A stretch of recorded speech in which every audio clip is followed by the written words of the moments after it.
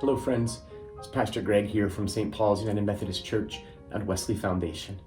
And I'm here today in our sacristy.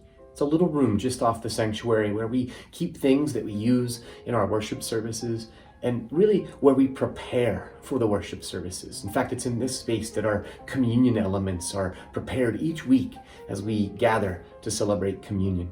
And I thought I would come to you today from this space because it feels like that's where I'm coming from in general this time of year.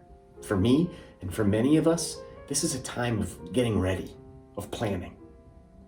As we come to the end of the season of Lent, we find ourselves preparing to enter once again into the Ark of Stories that are so formative for us.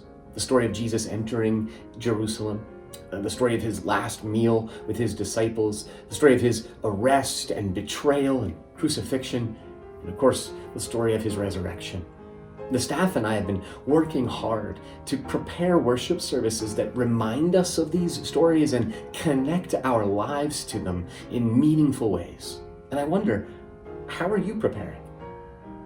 I want to invite you to pay attention and not to let these days just sort of slip by without noticing them, only to wake up on Easter and gather with family to celebrate.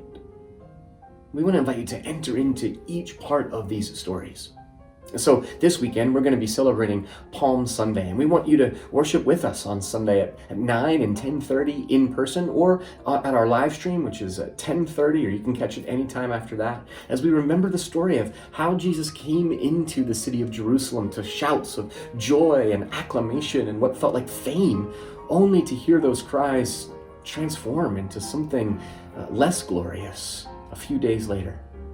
We're going to be worshiping together also on Holy Thursday, April the 14th, or what we sometimes call Maundy Thursday, to remember the Last Supper and how Jesus washed his disciples' feet.